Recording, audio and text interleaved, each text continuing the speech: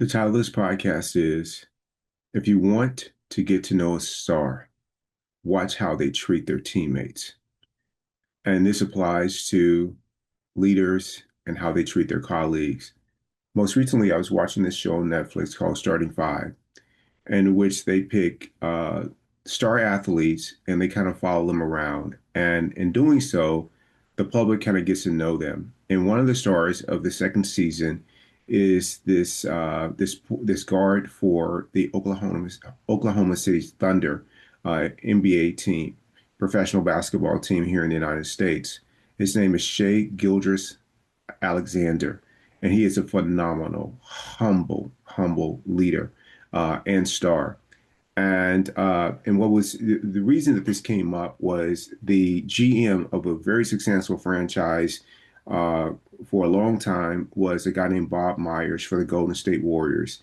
So he was the person who brought all the personnel together for the championship runs they had with Steph Curry, Klay Thompson, Draymond Green, and their coach Steve Kerr. Phenomenal. And he just sits in the background, doesn't need a lot of attention. He just makes moves that make the team better.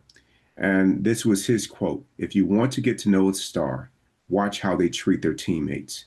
And he went on to say, the truth is, if we're playing basketball or pickup basketball, the best player on our team of five is the one we're looking to lead us.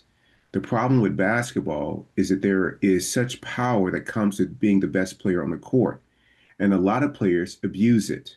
And so the question is, are you going to take care of your teammates so they follow you because they want to, or are you going to ignore them and they follow you because they have to?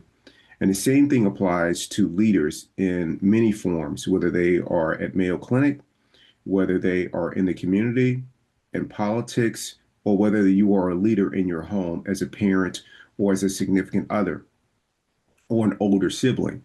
In that case, how are you treating, your family members, your significant other, your children? How are you treating the people in your community, the people in your country who may think or believe things differently than you? And how are you leading the people that report or work with you in the workplace? How are you doing that? That tells us a lot about you as a leader or as a star. And for a long time, I think the book on me would not have been real. It would not have been 5 stars with Keith 1.0, because the way that I led was it was completely goal oriented and it was my way and no other way. There, it was absent of compassion. It was absent of grace. I expected perfection, and that was a standard I held myself to, and I held it to others without asking them, was that something that they signed up for or were interested in?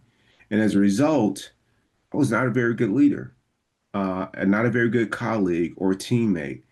But with the practice, thankfully, I've changed. And in doing so, I'm hoping that people would think differently and would give a more favorable report on the way that I show up as both a colleague, a teammate, and a leader.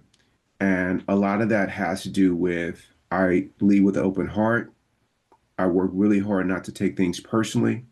I work on myself so other people don't have to. I'm thinking about this all the time. I'm not intentionally setting out to be a great leader.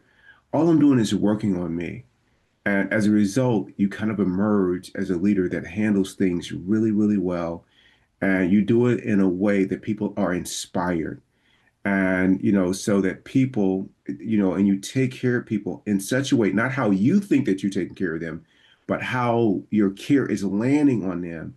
And it's landing on them in such a way that they choose to partner with you, collaborate with you, follow you because they want to and not because they have to. The household that I grew up in with my mom, it was a want to with whatever she asked of me. With my stepfather, it was a have to. Man, I know which one I prefer.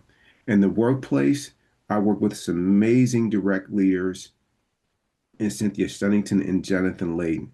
And in working with them, it was a complete want to. And other leaders I've worked with, it's a have to. And the have to is fine too. It just gives me an opportunity to work on my practice even more. And so either way, it's a win-win. But if I had a preference, a flexible preference, the way that I want to show up is I want to show up as the kind of colleague that you want to work with and partner with, the kind of leader that people want to support, want to follow. That's what I'm working on. So I encourage you to take a look at the way that you show up in life and ask yourself, am I leading in a way that when people see the way that I treat others, they're inspired?